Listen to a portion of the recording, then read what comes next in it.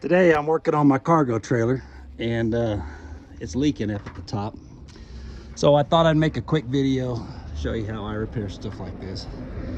You can see on the top, it's got the old sealant. It's starting to crack and separate from the seam. So that's where water's penetrating. Also on a roof like this, you know, it's made out of aluminum. So it's gonna have low spots where it collects water. And if there's a opening there, then there's gonna be areas where water can penetrate. So we're gonna seal all these up today with something that's very flexible because, you know, a trailer moves. The first part is getting it all clean. Getting it clean's pretty easy. You're just gonna need a few things. First thing you're gonna need is a ladder or some way to get up there. Get you a little bottle of dish soap mixed with water, and then just a bottle of water all by itself. Get you something to scrub with. I like using a stiff bristle brush like this. I've already done the passenger side of this trailer, so we're gonna be doing the driver's side now. First thing I'm gonna do is just give it a good squirt of soap, just to start breaking down any oils or dirt that are in there. I'm shooting left-handed, y'all, so please be kind on any comments about my aim here. There we go. You just want to follow it up with some bristling. We won't make a long video about how to scrub things.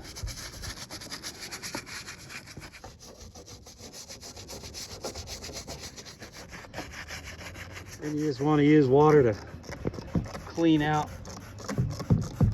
everything you scrubbed off. And I use something that has a nice, you know, stream to it, because I want to try to get down in these cracks and push out any dirt that might be lodged in them. But in the end, if it's some dirt, you know, it's a little bit of dirt in there, it's gonna be all right as long as you put a nice layer of sealant on top of it. It'll just seal the dirt in. It's no big deal. It doesn't have to be surgical room clean or anything. And by that, I don't mean you can leave it dirty, because you want the sealant to be able to stick. So the more, you know, dirt and grease and other stuff you get off, the better it's going to adhere. But I'm just saying, if there's little tiny particles of dust way down there in the bottom of this crack and you seal over it, it's probably not going to be a big deal. One of the things people ask is, should I just, you know, seal the visible cracks, or should I do the whole thing? And my advice is to do the whole thing for two reasons. One, you already got everything out. You're already climbing on top of the trailer. You might as well just do these extra seams and knock it out. Two, a lot of things that look like they are sealed sometimes aren't. Like a minute ago, this all looked sealed, but as I cleaned it, I realized that there was a crack right here. It had just been packed full of dirt and debris and dust over time, and it gave it the appearance that it was filled, but it wasn't. It was just a place that collected and kept dirt. And look, we've got a star on the show. Someone braved the water and the soap. Let's get out of here. Pro tip: if you live in cold climates where things are going to freeze when you're done using your water bottles, if you store them outside, you know, your squirt bottles, go ahead and take the cap off and squirt any remaining liquid out of the hose until it's just blowing air, and then put it back on, and that'll clear the water from the little valve that's in there. If there's no water, then it can't expand and crack, and you won't have to replace these at the end of the season. All right, now we're gonna head up to the hardware store and get us some sealant. I waited to get the sealant for the reason that as I tow this trailer, it'll help dry off all that water, and I won't have to worry about moisture so much when I start up. All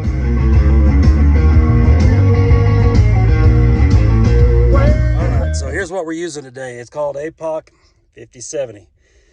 It's a good stuff. It's for all sorts of things that are outside that seal water, gutter, siding. You can see RVs are on there.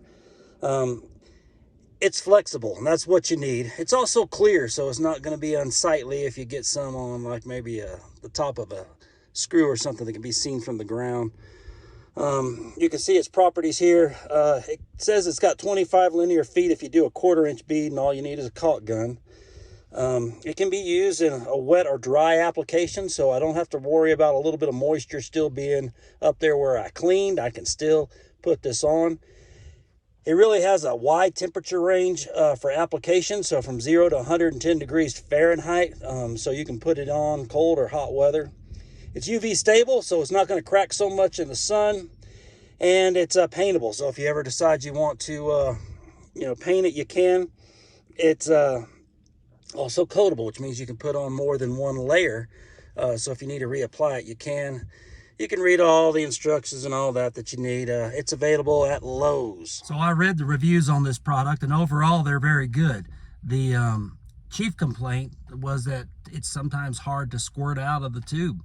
It could be that the hole is too small on the end of the tube. Maybe they cut it too small, or maybe they've got weak hands, or maybe it was just a really cold compound. They had left it out in cold temperatures and it was really thick and it didn't really go out very easily. But whatever the case, that aside, every other review is very good. It's long lasting and it's flexible, which is what we need up on something like a cargo trailer. All right, for this next step, we're gonna need a caulking gun. You're gonna need your caulk. You're gonna need a razor to snip off the edge of that caulk, a paper towel, and I'd recommend that you wear some protective gloves. So unlike when you're doing caulking inside your house on baseboards or around maybe your door trim, you don't have to make this pretty. You just have to make it seal every little spot that you can imagine water getting into. So I'm applying a heavy dose around all of these joints and areas that I think water could get in. And then I'm probably going to go back with a light layer over all the existing sealant to seal in all these little cracks that you see inside them.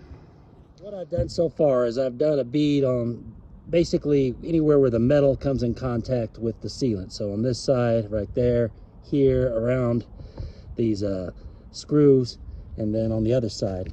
And now I'm going to go and fill in the middle. I'm going to fill in the middle and smooth it all out. Get a little spray of soapy water. And I'm just going to start smoothing it out with my fingers.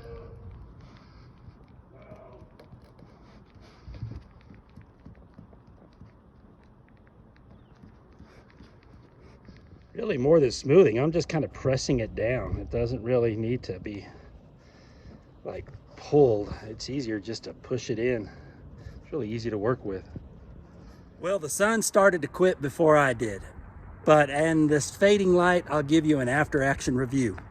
That product works as advertised with two exceptions. One, while it can be applied to a wet surface, it will not stick to a wet surface at all. It will stick to itself, but it will not stick to a surface that's not itself. It is hard to squirt out of the tube unless you open up the tip of the tube to about 1/4 inch and you punch holes in the foil seal inside the tube a few times. Don't just rely on one little poke. Put a few pokes inside it. When you use it, you'll see what I mean. Another thing, as far as application, I decided to eventually go with what I'm going to call squirt and spread. I couldn't demonstrate it because it requires two hands to do, but with one hand holding the caulk gun, I would squirt some of the material out where I wanted it. And with the other hand, which was gloved, I would smear it around with my finger and move on. That's the easiest way to do it. As far as consistency, think bubble gum, not toothpaste.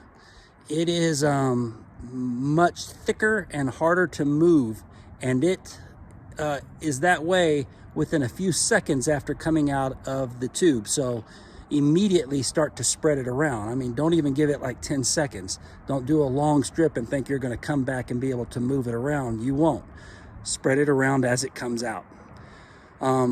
I don't know how long this will last. I feel confident that it's going to be a lot better than what I had. So I hope this all works for you. I'll give you a quick video of how it looked. It's not pretty. So this is how I ended up doing it all. I just completely covered everything. Get a little closer so you can see in here. Well, the battery ran out of my phone, so that was the end of the video. Overall, the only other thing I'd like to mention is that sealant has a really strong smell. So if you're going to use it, make sure you use it in a place that's really well ventilated, like outside. I wouldn't bring it into a shop unless you've got good ventilation, because it stinks. Thank you for watching the video. Please like and subscribe. It only takes a second. Might allow me to retire in Belize someday. Thank you.